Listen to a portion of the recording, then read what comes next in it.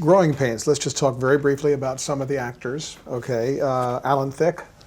Beautiful gentleman, good actor, very serious, and a good father. He was divorced from his wife, who was on, I forgot her name, on soap, one of the soaps. He is a very, very good father. That's one thing I loved him for, the quality. Usually you don't see that in the movie business or television business, but he was very good, and they turned out very good. And some of them, they were having problem, I think diabetes or whatever it is, but he's beautiful. He was very good. On time, knew his lines, never screwed up once, never.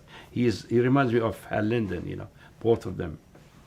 And I played a joke on him once. He always liked to brush his hair, and they have a brush between the kitchen and the living room set. And many times, by mistake, he take it disappears, go home, he forgets.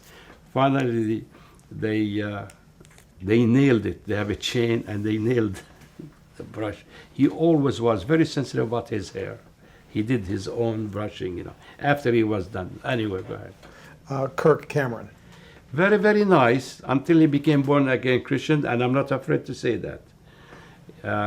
He was very beautiful, friendly. He played the kid who is always getting in trouble, and played his character. The women, the girls fell in love with him all over the country. In Paris, I saw the show in French there.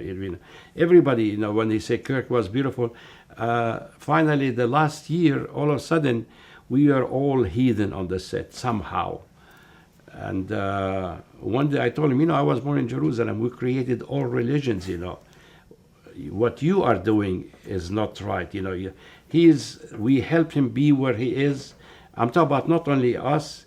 I'm talking about the executive producers. They quit the last year. They don't want to deal with him because the network doesn't want to offend him or whatever, because they have the script. They say, I cannot say this line anymore. Why? Well, my personal life changed. Yeah, but you are playing the character.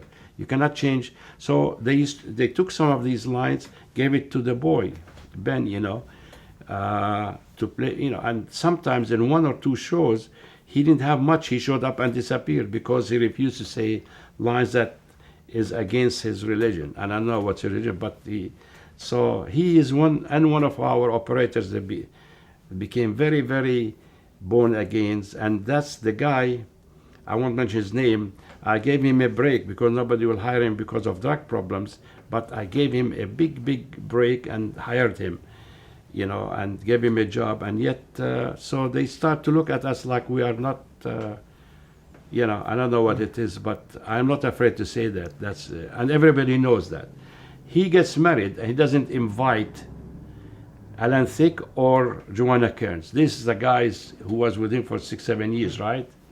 He regrets all that, I hear now, but it's okay. Tracy Gold. Beautiful, and I felt very bad. I pitied her a lot because of her problems.